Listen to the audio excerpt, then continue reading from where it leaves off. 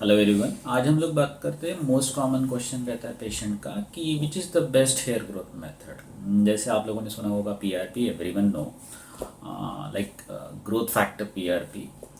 बहुत बार पेशेंट पूछता है what is IPRF, and nowadays patient is asking कि एक्सोसोम्स क्या है बेसिकली। तो patient are usually get confuse, patient confuse हो जाता है कि पीआरपी ले या जीएफसी पीआरपी ले, या एक्सोसोम्स जो सुन रहे हम लोग एडवर्टाइजमेंट में वो एक्सोसोम ले, या you can go for the PRF. All procedures are very nice for the hair growth, पर सब प्रोसीजर का अपना अपना एक इंडिकेशंस है। सो अगर आप राइट प्रोसीजर आप राइट टाइम में और राइट अगर डायग्नोसिस में आप यूज़ करते हो, then and then only it will give you good result. In short, अगर आपको पीआरपी, एवरीवन नोज पीआरपी क्या है, बेसिकली आपके ब्लड में से प्लेटलेट निकालते हैं और उसमें से ग्रोथ फैक्टर जो आता है आपके स्कैल्प में इंजेक्ट करते हैं।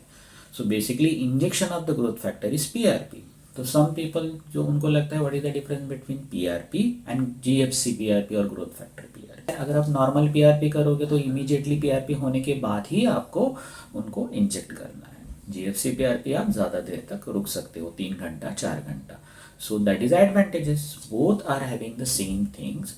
एक इसमें आपको थोड़ा ग्रोथ फैक्टर का कॉन्सेंट्रेशन कम आ जाता है, कुछ अनवांटेड सेल ज़्यादा जाते हैं, जीएफसी में अनवांटेड सेल कम जाते हैं, और प्लेटलेट्स का जो ग्रोथ फैक्टर है ज़्यादा जाता है उसमें, बिकॉज उसमें प्लेटलेट एक्टिवेटर है।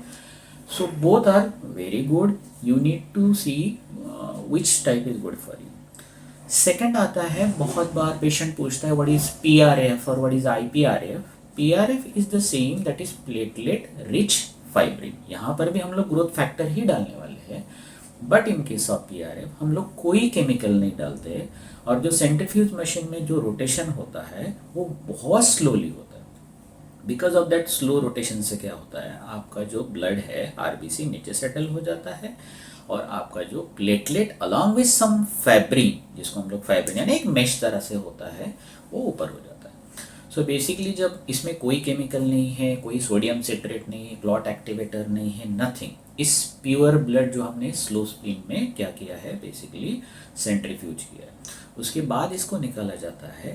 थोड़ा सा नॉर्मल प्लाज्मा या ग्रोथ फैक्टर से इसका कंसिस्टेंसी थोड़ा सा जेल या थिकर साइड में होता है, तो इसके लिए जो निडल यूज़ करते हैं थोड़ा वाइट बोर के लिए यूज़ कर सकते हैं। सो इसका इंडिकेशन क्या है कि it is use as a filler, जो फिल करने के लिए, जैसे अंडर आई फिलर्स अगर हो गया आपका, you have to inject somewhere, scar removal के लिए अच्छा होता है, वुंड हीलिंग के लिए अच्छा होता है। So it doesn't mean that कि you can use that PRF in here also. तो हेयर में भी ठीक है, but whenever we are injecting it, the only difference is we have to use the wide bore needle. Second है, in case of PRF, ये fibrin meshwork क्या करता है, आपके ग्रोथ फैक्टर को होल्ड करके रखता है, वो ज्यादा देर तक एक्ट करता है। So that is the only advantage of PRP और the PRF. No emerging treatment करके बहुत सारे पेशेंट्स आते हैं। एक्सोसोम्स क्या है, exosomes are nothing but the first thing, these are non FDA approved things, जो अभी भी इनके ऊपर रिसर्च चल रहा है।